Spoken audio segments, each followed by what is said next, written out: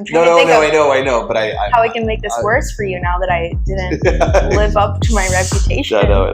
This is so much nicer to be like, I was prepared for that. So thank you. I can be nice.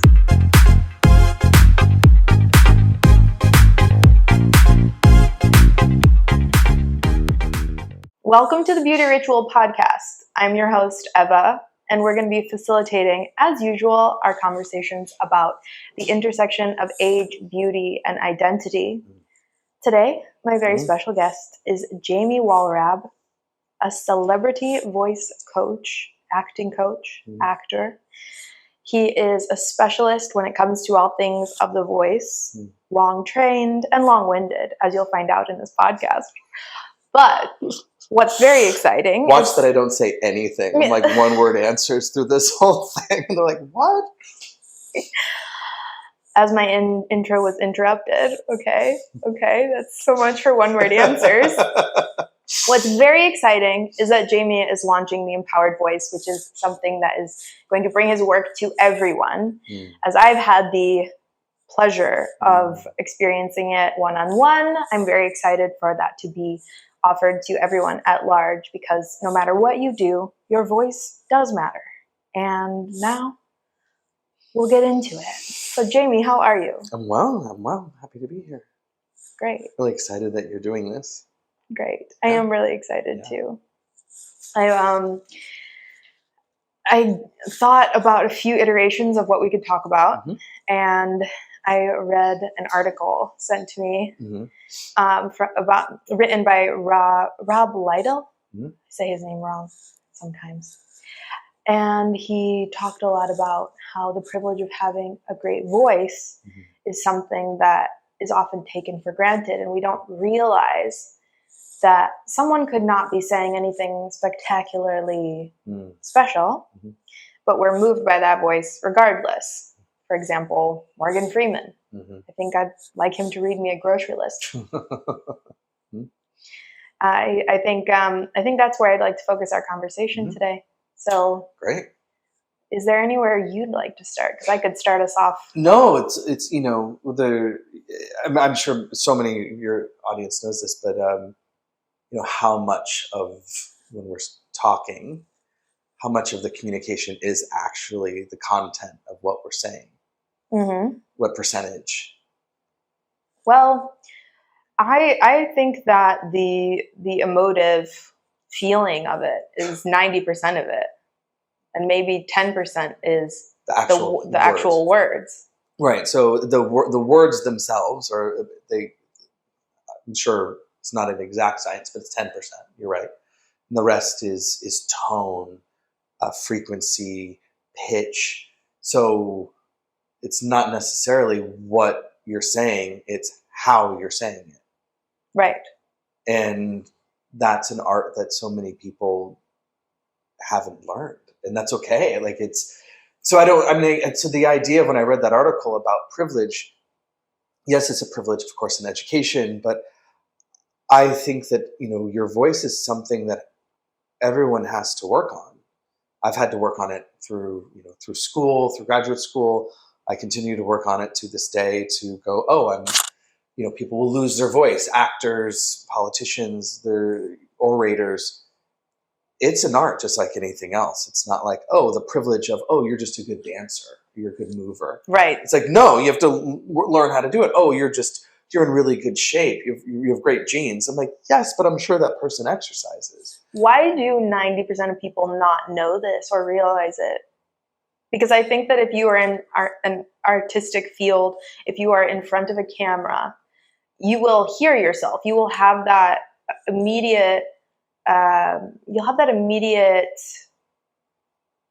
opportunity to check yourself, to hear yourself.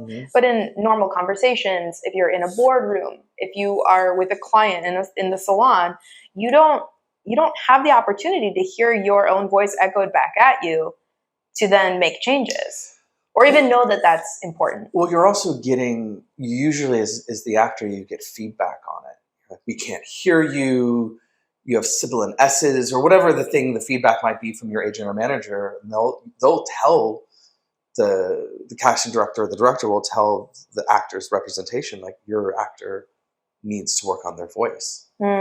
So they'll actually get the feedback. I just saw this movie and I thought it would be an interesting moment to bring in. Have you seen Air yet? No. So good. Is it? It looks really good. So good. But there was this moment. I want to ruin the movie, but the last movie I saw was Dungeons and Dragons. It was great. It's so good. It was fun. But there's this moment where the Matt Damon character is reading the behavior of Michael Jordan and realizing that this interview wasn't going well, and he pulled an audible and he pulled out of it and he gives him this impassioned speech, and the way they edit it, they actually show future Michael Jordan. But I also believe that so much of voice is listening. Your body language is a huge part of the voice, and you see this moment in the film. I just watched it, so it's prescient in my mind, where you see him kind of like from behind, it's just a silhouette of Michael Jordan. You can see that he's not liking what is being said. Okay. And then he's a great actor, but Matt Damon, the way he then turns on the lights, they were like showing the film, and he says, "This is how I see you. This is what," and they end up signing him. This is Nike in the 80s. But it's paying attention. So it's so even right now, as we're using this camera and we're talking with these mics, we're modulating our voices right now. Sure. We're feeling like, oh, there's people in the other room. How much volume do I need? So I'm talking to you, but I'm also aware that there's a cameraman here. And so I'm allowing my voice to speak around the space. Mm-hmm. So much of vocal work is about knowing how your voice can be effective to elicit what you want from somebody else. Right. And to me, it's so much around awareness. And that's just something that, yes, you can have an innate talent and feel, but it's also something that has to be learned, because you'll get feedback like, you're talking too much, you're not listening, you're not paying attention, you're talking at somebody, like I'm talking at, right? Yes. You go to a dinner party. I always feel the difference. Right? And there's somebody, like, you had a dinner party, you're like, "Hi, how you doing?" You're in your... And these things, then you're not really being heard. It's because we all have talents. I believe we're all geniuses. We talk about Dr. Joe a lot. So, how do you speak? How do you talk to your clients when you're working with them? What do you say and not say when you're in a salon? There's an etiquette. There's an etiquette, and that's a huge learning experience. Mm-hmm. You get a different kind of feedback. Right. You get feedback on whether or not you're entertaining, whether or not you've crossed or respected a boundary. You feel it immediately because you are looking. It's funny you said that the scene, I haven't seen it yet, with Michael Jordan and what's Matt Damon's character? He one of the executives who works for Nike. Sure. Yeah. So it sounds similar. Being able to really watch someone when you are behind someone and the mirror is right in front of you, you watch every emotion flit over their face at everything you said. It's a very tough crowd at times, especially when you're young, and you might be leaning way too hard into being entertaining and funny, and you'll know you're not, and you'll know when you are. You and I have talked about it when I was in the salon with you. It's like learning the etiquette. So it's also what you're saying in front of other hairstylists. Right. And what level of volume do you use? What kind of things do you talk about? So having a voice is so much of what you don't say. Oh God. Right? Oh God. It's true. It's true. It's so true. It's true. And I've actually learned that from you. It's like reading the room, being able to communicate, being able to go saying something and how you're saying it, not what you're saying. Right. Sometimes it's a look, sometimes it's a tone. So I believe this is what I love about my work and how I've been trained, is that most of the work is actually meditative. So a lot of voice work is, lying on your back and breathing and connecting to sound. So what ultimately happens is that you start to connect to your own intuition and your own instincts of your own heart, of what you want to say, your truth. So it's not like it's not about scheming or manipulating in any way. It's about finding your own authentic truth and how you want to say what your gift is. And that's what's so great about you doing the podcast. It's like you've done so much work on yourself. You're brilliant at what you do, and now you want to ignite and inspire a conversation about how these things cross-sect. Thank you. Right? It's interesting. Yes, it's endlessly fascinating to me how we communicate with each other. It's part of why I love hair, because I think we communicate a lot by our physical appearance, and it can be wonderfully daring and it can be very precious and personal. But the more I look at just the exterior, I realize everything interior is filling out that costuming. It's filling out that glamorized experience that you're creating. And pieces like the voice may not seem on the nose related, but they are essential, because you could have the best outfit, the best hair, the best makeup, and you'll fill it out with anything. So honestly, it makes perfect sense that it has to be genuine, because you can't manipulate that. You can feel it immediately. But I think in a larger sense, some of the things you do are not just for an actor. When I sit and I work with so many different kinds of people in so many walks of life, I think to myself, wow, there's so many young businessmen out there who could use this, that are struggling to present either over a digital medium or in a boardroom. There are young kids. Lawyers, politicians, they have oh my God. Courtroom. My dad, do they even know about this? Yeah, I mean, of course. I mean, my dad was a trial lawyer, so were my grandfather. So this is where I learned a lot about what I do. Really? That's where I also learned that an argument isn't bad, that I love a healthy argument, because you both leave it, there's respect there, you both leave that exchange better and sharpened. That to be able to use the gift of an argument, you have to really listen, and you have to be persuasive in what you're saying. What was that like, learning from your dad? Did you have, were you young watching him and developing a sense of listening to his voice? Absolutely. What was that like? It was I have a very, very interesting childhood, because it wasn't necessarily, there were always multiple truths. So I could get out of trouble if I could have a persuasive argument. Okay. Like,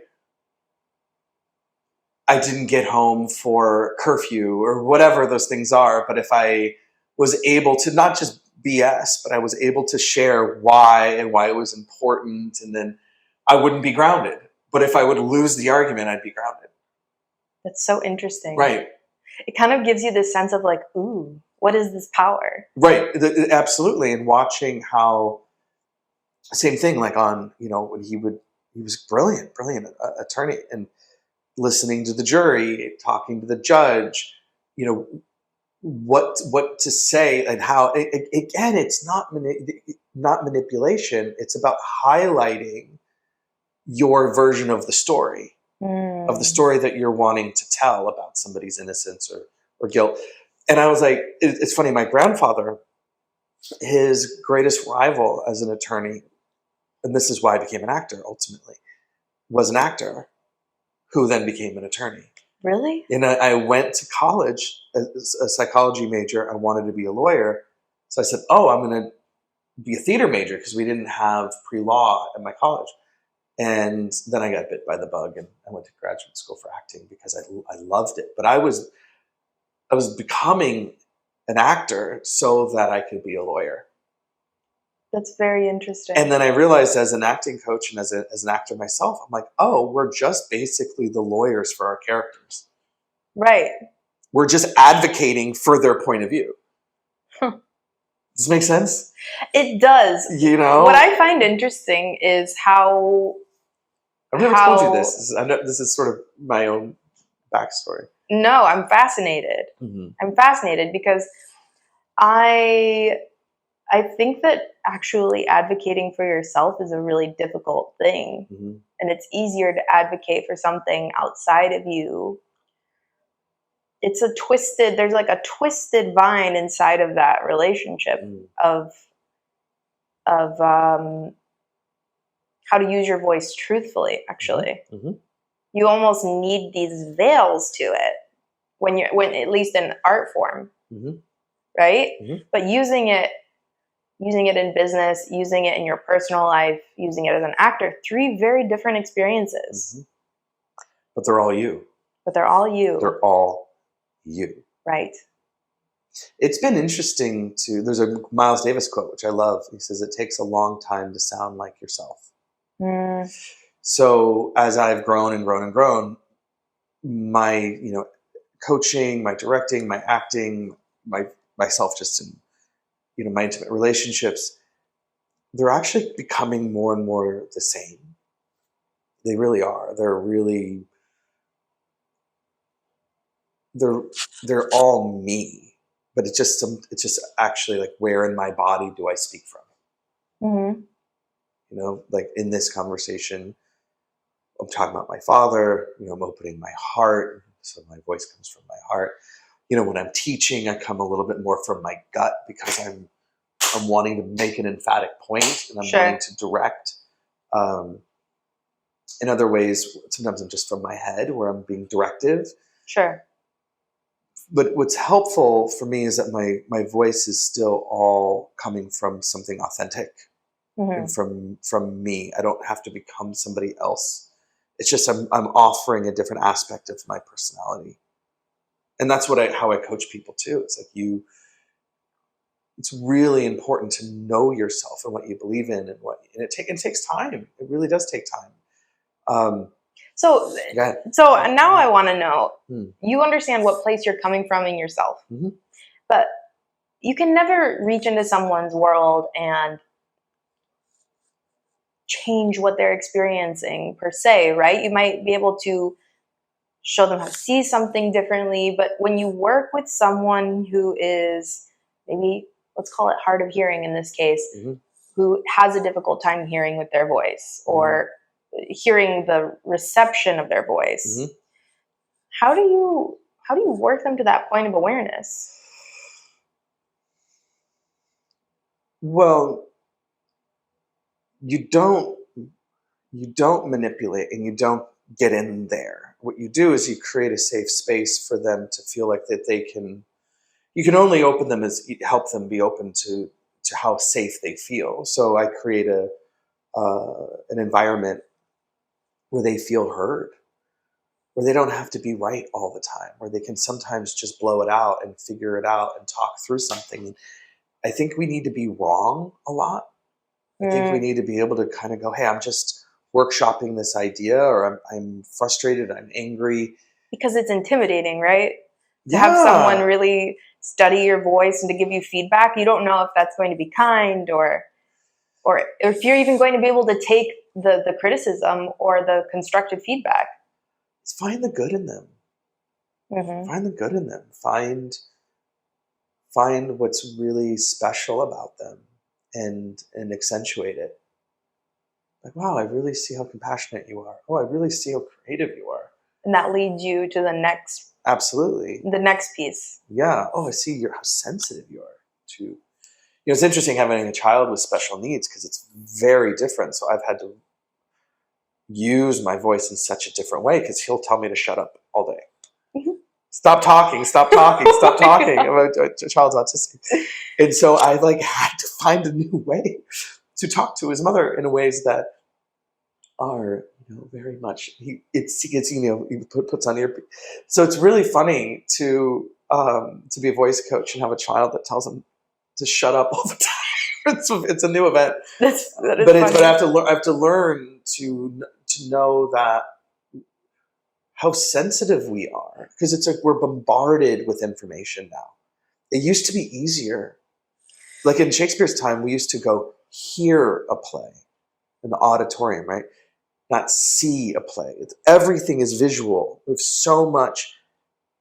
It's hard. The art of listening and truly having a conversation is, I think, going away. So being able to create a place where somebody can actually feel their voice, because it's vibration, right? So you create a space where they, even a sound like, like, whoa, that's me. Mm-hmm. That's your voice. And so to me, help them just connect to the sound first, which is the vowel. And then when they start to speak, it's like, oh, they'll be surprised usually what comes out of their system. Because we repress so much, we shut so much down. There's so many kinks in our nervous system of being ashamed, trauma, being embarrassed. But to actually like unlock what they call the center column, the chakras or whatever you want to call them, like this space, you start to open this up. 99% of the people I start working with, they immediately start crying. Like, oh, I had no idea that was in there. I trained with a blues coach. I think you met Maxanne Lewis. She would always tell me that there are so many times that she breaks her own heart when she sings, and that you can't be afraid to let those tears roll down, and it won't shake your voice. It's okay.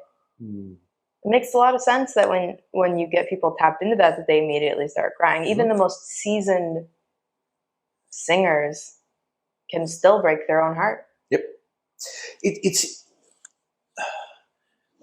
I talked to a coach who I really love, and we trade work, Coach Sasha Alexander. It's funny, both of what she and I do, it's kind of intangible. Because if somebody, that's why it's such a hard thing to market, the empowered voice. Be the empowered voice. I'm going to have this voice. It's like, that's not what this is about. It's so nuanced. I love how we see things only for face value, always. But what I love about my work is it's kind of like magic in a way. It's like you really start to elicit their unique energy and their sound. Mm-hmm. I don't know if you were in class the other day where, no, you weren't there. But there's one actor that I was just having him basically beat his chest and scream, and the other actor whispered, had them whisper, and it broke both of them. But one of them didn't know they could be that infinitesimal and be effective, and the other one didn't know how much space he could take up. Right. And it was like 10 years of therapy for both of them. Right. Because they got to experience themselves in a new way that brought out their genius. Mm-hmm. And I don't know how I know what I know. I've been very blessed to have incredible teachers, but it's to be able to go, I don't know if it's as much the voice as what you're really doing is you're unlocking their unique note, their frequency, their kind of snowflake of a purpose. Mm-hmm. Right, that's fun. Yeah. That's really fun. Like nobody's doing what you do. Nobody's doing what I do. And so own it with your full being and say it and speak with your whole being. And anyone can have it. Absolutely. It's not that there is a class of people who have beautiful voices and a class of people who don't, that are just shrill and horrible to listen to. Absolutely. Everyone has the ability to unlock that inside of themselves. Yeah, it takes relaxation. It takes being willing to be vulnerable, being willing to say something stupid. This is very funny. Before we came here, I won't say who it is. A friend of mine called me, and he said he was dating somebody, and he doesn't want to date them anymore. I feel like you're giving me the tea. It's the tea, but I won't say who it is. But it's amazing. And then he texted somebody saying, "Hey, I'm not interested in this person anymore. She's not my person, blah, blah, blah." And he texted it not to his friend, ended up texting it to the person he was dating. Oh my God. And he was just going through all the shame and he was trying to do the right thing and basically asking for advice. sent it to her. And I was like, I think that we're so afraid to make a mistake now. Like everyone's so afraid to say something that's going to offend somebody. Sure. And of course we need to be sensitive. Sure. Of course we need to be educated. Of course there's racial, and there's sexual, and there's gender, and there's all of these things that we're all learning. But if everyone's afraid to be wrong and afraid to like not be stupid for a second and get educated, we're not really having a conversation, because everyone's going, I just see everyone being so politically correct. No one has a personality. Right. You're either too politically correct that you're just tofu. Right. Or you are so much with the same people that you're bored out of your mind. It's like Tourette's. Yeah. You know, yeah, exactly. Right. Like you're saying the same thing, I'm saying the same thing. No, and that's where it's like we've got to be able to give and receive, where, you know, I have privilege. I have all of these things, and I have a personality, and I have these years, and I want to learn, but I don't want to not be myself and you know, become milquetoast in my personality because I'm afraid. It's like I want, when I create the acting space, especially, is that I want people to be able to say something dumb and be wrong and learn how they may have hurt somebody else's feelings. Like I find that sometimes the most courageous thing we can do is say we're afraid. Sometimes the most honest thing we can do is say, hey, you know, I just lied. Like so much of the voice is about opposites. It's not about being perfect. It's about evolving, and it's about growing, and it's about inviting everyone to the conversation. And that's collaboration. That's creativity. So in evolution, how does the voice age? Because I think that, well, fashion-wise at least, when you're 20, you might go to Forever 21, even in your teens and 20s, and buy trendy things, go to H&M, you're going to buy little this and that, waste your money, right? Yeah. You figure yourself out by your 30s. By your 30s, you're going to invest in pieces that you know you look great in, right? You'll spend a little bit more money on that. And in your later years, you know, and you'll go for more quality, and the span of time that each piece is worn is going to be different. I think that language and your voice has its own evolution over age. And whether that has something to do with words or temperament, how do you see that? You usually say less. I always offer to get a thesaurus, build your vocabulary, read, spend time with people smarter than you. So learn another language, which I'm going to do. I'm going to do that myself. Travel. And that influences your voice. Absolutely. Absolutely. I mean, you said something really kind, and it stayed with me. It's like each time I teach a workshop, each time I do it, there's less fat. Like I'm getting better at it. I just keep doing it. I keep doing it. And so the voice of going, oh, that doesn't work. Less. So it's wisdom. But embodied wisdom. So it's practiced. It's wisdom going, well, that didn't work. That's 90% of my life. It's like, that didn't work. And then, oh, that worked. Yeah. Oh, that worked. Yeah. So here's a great example. Can I give an example to your audience about how to use your voice in a very practical way? Yes. Okay. So one of the things when I work with somebody, and this comes in therapy, I love the therapeutic model of owning your own truth. So something I learned in a lot of the relationship work that I've done, which is, you know, let's say, you know, my wife slammed the door. And then I'm like, what the F? Like, why did you slam the door? But I don't know if she slammed the door. It could have been the wind. It could have been, you know. And usually that's what leads to a fight with our voice, going like, why did you do that? Or we're combative, we project, or, you know. Yeah, we tend to like, watch out! Right. So one of the things that it's so simple in communication, just like, hey, I'm making up that you're angry with me because you slammed the door. Is it true? And then this wife will say, no, oh my God, the window was open and the gust of wind slammed. I'm sorry. But I immediately used my voice to go, hey, I'm going to own my own experience. Mm-hmm. I'm also allowing myself to have the feeling of going, hey, I think you're mad at me, or I feel like I feel attacked. Mm-hmm. I have a story that you did this on purpose. Is that true? And if it is true, 1%, 10% of the time, it opens a much more gentle conversation of actually, yeah, I'm sorry I did that, and I am a little mad at you. Can we have a conversation? Well, that is the hero that you'd want to be in the relationship. You've just described it. But where I think for myself when I listen to that, I wonder, how do you halt the emotion of that behind your voice wanting to?